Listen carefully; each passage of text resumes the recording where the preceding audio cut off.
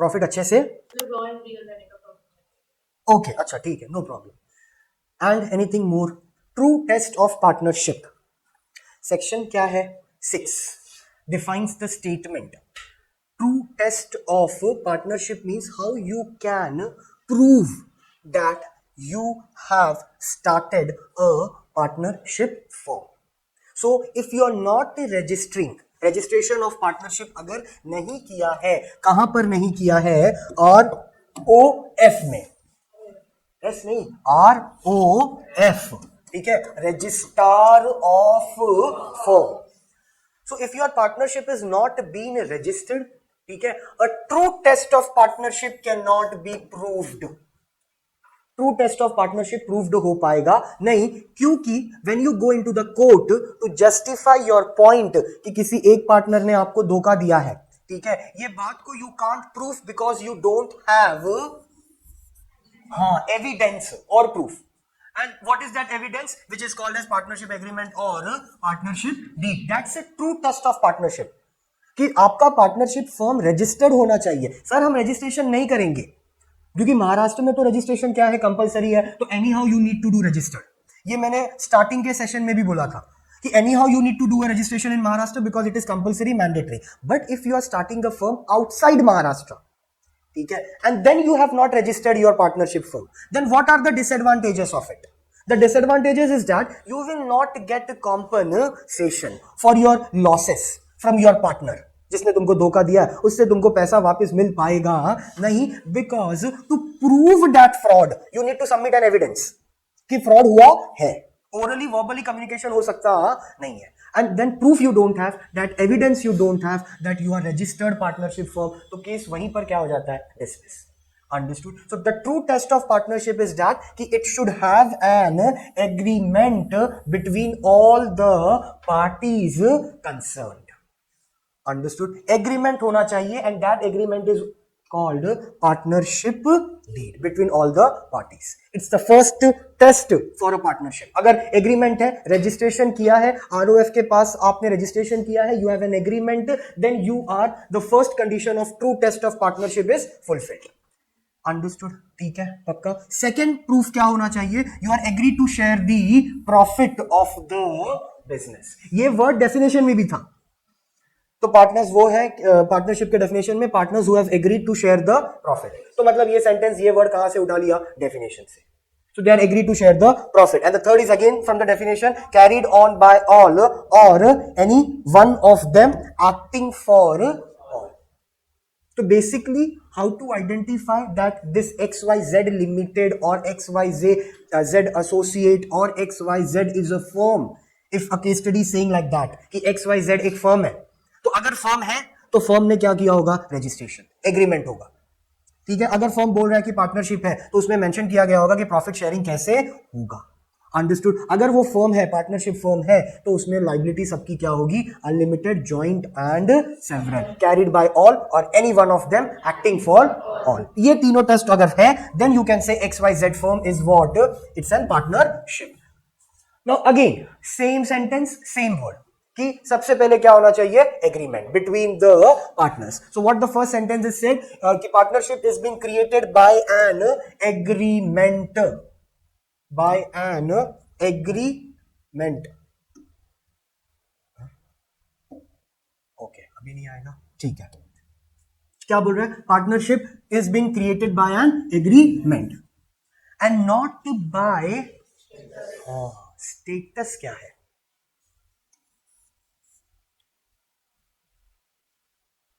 What is status?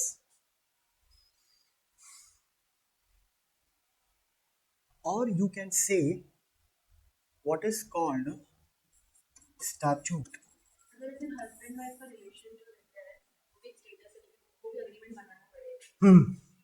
इसे marriage certificate पता है क्या? Marriage certificate shows what? The status between the two person, that they are married. So a relationship status will not come under the category of what? Partnership.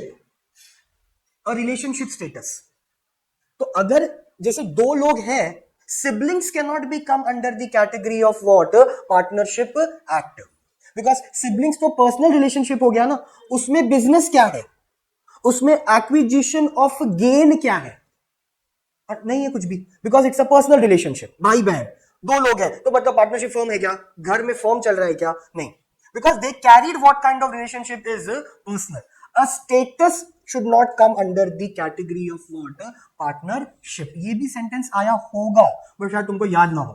ठीक है, इसके लिए अगर partnership हम बोल रहे हैं तो there has to be a partners of the people. ठीक है, हस्बैंड वाइफ हो सकते हैं पार्टनर, वो मैं नहीं बोल रहा हूं, हस्बैंड वाइफ पार्टनर है बट वो पार्टनर बनके कोई बिजनेस करना चाहिए. They two are just saying a partner because they are married. That is why they are saying a partner. Then it does not come under the category of what? Partnership. Partnership अगर है तो मतलब तुम लोग मिलके कुछ एक क्या चालू करना चाहिए, business. Just because we are married and we are a husband and wife and then we cannot say that we are partners. हमारा फर्म है, नहीं हमारा फर्म नहीं है, क्यों, क्योंकि हम पार्टनर है.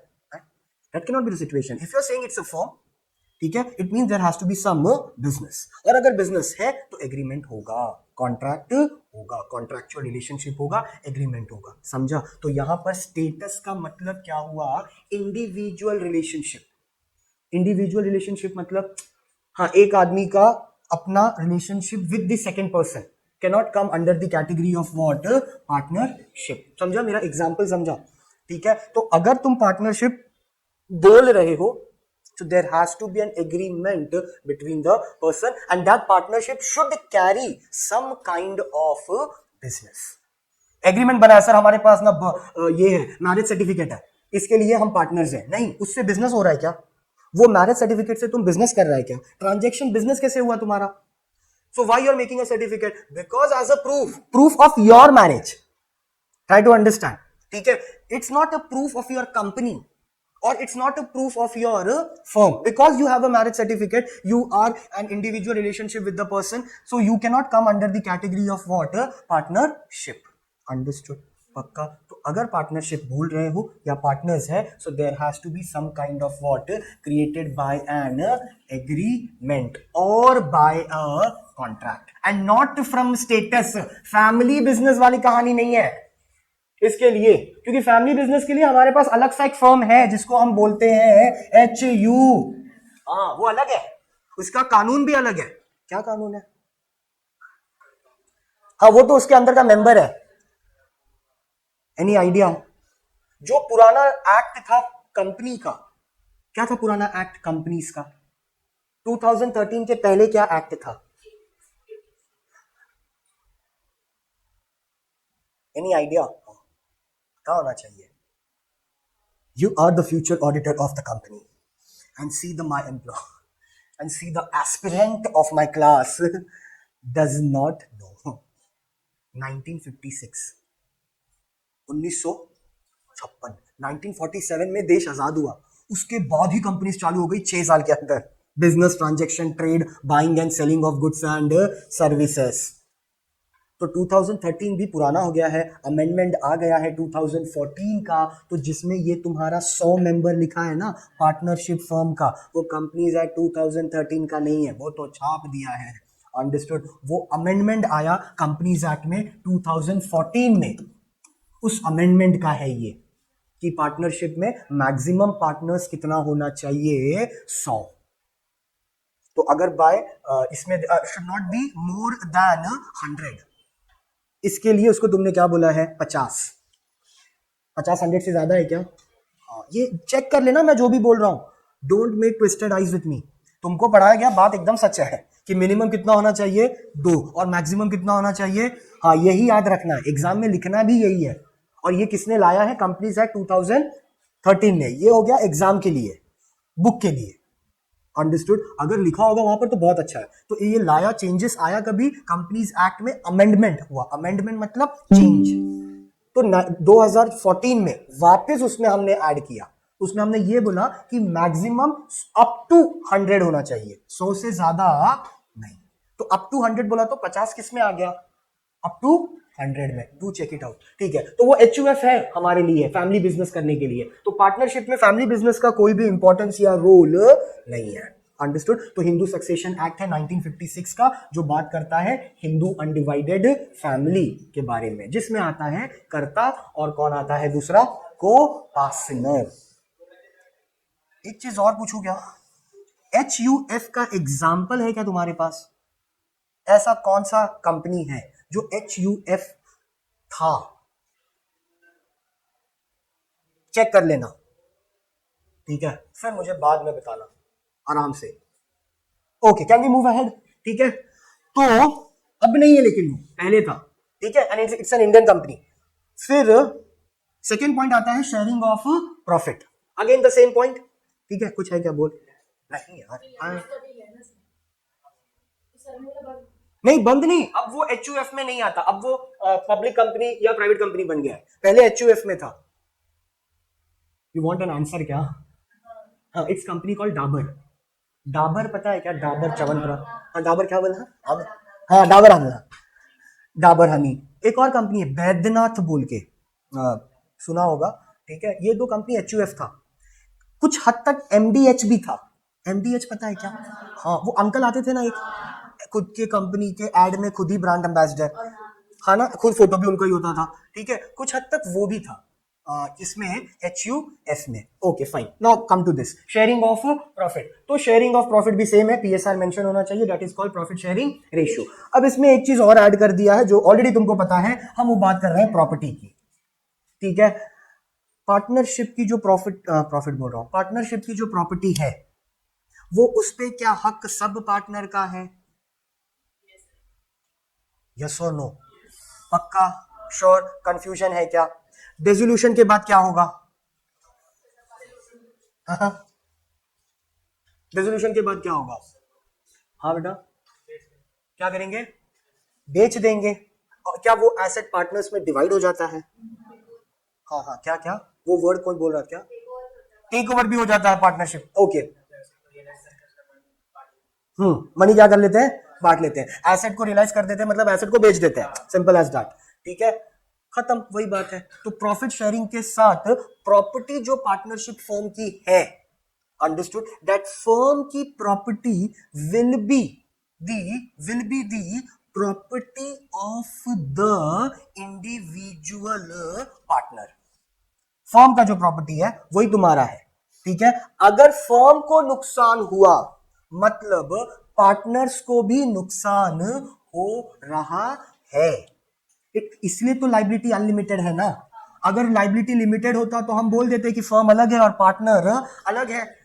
जॉइंट स्टॉक कंपनी का फीचर्स है एक इन ये सेपरेट लीगल, हाँ, एंटिटी बोलो, स्टेटस बोलो, एग्जिस्टेंस बोलो, separate legal existence, which means what? We are separated, company is separated from the members, company is different and members are different.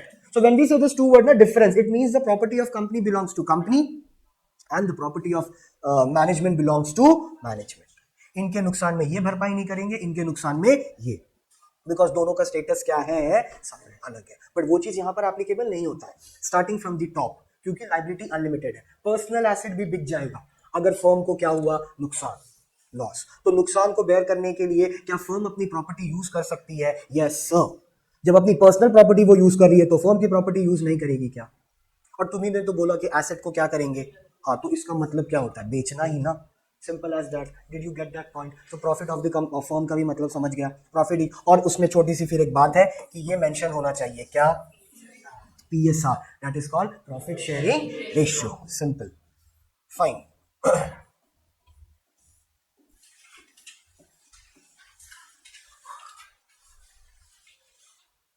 See now underline, sorry, read this sentence. ये loss के बारे में बात कर रहा है और स्पेसिफिकली लॉस के लिए सेक्शन भी दिया है।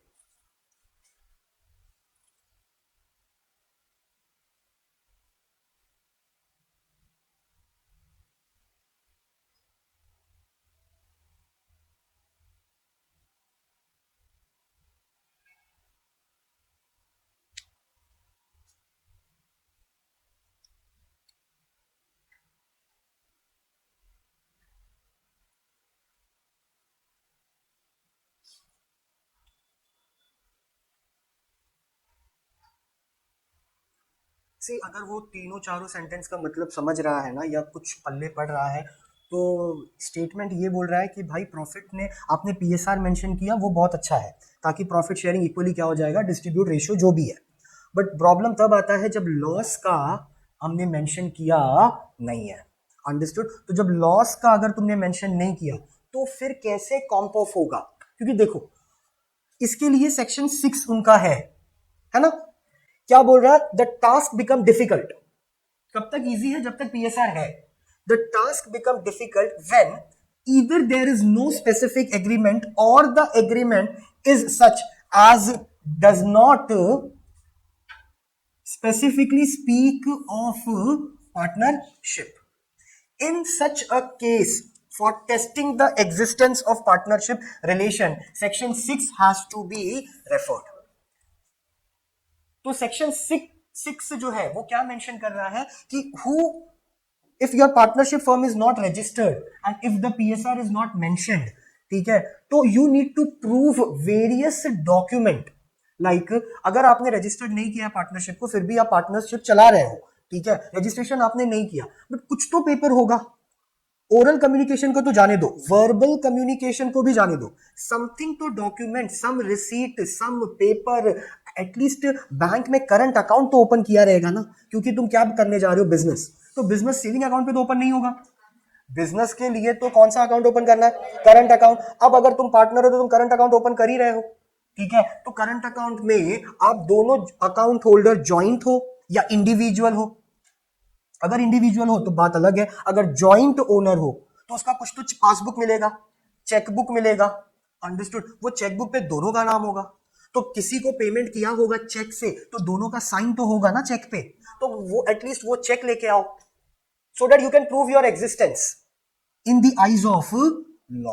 वेदर, बिकॉज प्रॉफिट का तो हमने लिखा है 3:4 में डिस्ट्रीब्यूट हो रहा है, हमको पता है 2:1 में डिस्ट्रीब्यूट करना है। लॉस कैसे डिस्ट्रीब्यूट होगा? क्योंकि नुकसान हो जाएगा तो सब पार्टनर बोलेगा नहीं हमारे वजह से हुआ, नहीं, फिर कलेश है, क्योंकि ना वो पैसा कौन देना चाहता है खुद के जेब से, बताओ आज के डेट में। अंडरस्टूड? कोई नहीं, तो सब पार्टनर ये बोले नहीं, because of him, because of her, because of him, because of her. तो at least the true person should get justice in the court if they applied in the court. तो court will say deed तुम्हारे पास है नहीं, existence कैसे proof होगा? नहीं sir हम पार्टनर्स हैं। अच्छा ठीक है, फिर क्या प्रूफ है? Any document, any receipt, any bank documents, understood, that you need to what? Show to prove your what? Existence. Understood? See, according to section 6 referred must be had the real relation between the parties as shown by all relevant facts taken together. This rule is easily stated and is clear, but its application is difficult. बोलना आसान है, registration नहीं करना है partnership का, but this task, this application is very much complicated when it is there to prove. जब तक सब अच्छा चल रहा है तो कोई नहीं पूछ रहा है, लेकिन जैसे ही झगड़ा हो गया अब सबको सबका पैसा चाहिए, सबको सबका प्रॉपर्टी चाहिए, जो भी लगाया है, अब फिर प्रॉब्लम है। At that point of time you need to prove your existence. Understood? Cumulative effect of all relevant facts such as written or verbal agreement, real intention, conduct of the parties, any circumstances are to be considered while deciding the relationship between the parties for showing, ascertaining the existence of partnership. Existence proof करने के लिए कुछ ना कुछ तो document show करना पड़ेगा if the partnership is not registered. Understood? समझ रहा है क्या? ठीक है, एटलीस्ट कुछ MOU तो साइन किया होगा। MOU क्या होता है? हाँ, कौन बताया तुमको? Thank you. ठीक है, बट नेक्स्ट टाइम कोई पूछे तो बोलना तुमको पहले से पता था, ठीक है? I want your goodwill should get high. MOU क्या है? ऑफ, हाँ, कुछ यही दिखा दो पेपर, क्योंकि मेमोरेंडम ऑफ अंडरस्टैंडिंग, क्या इसका मतलब म्यूचुअल एजेंसी होता है क्या? है ना? अंडरस्टैंडिंग का ही मतलब क्या होता है? समझना। हम अपने आप को समझ रहे हैं क्या? नहीं। बिजनेस के पर्सपेक्टिव से अगर देखो तो understanding there has to be, we see ना, there has to be an understanding between the people. तो MOU ही शो करो कम से कम, जिसमें कुछ तो मेंशन किया गया हो that you both are what you can say, you are forming a partnership firm. Now the next is what? Same thing. Mutual agencies. हाँ, verbal.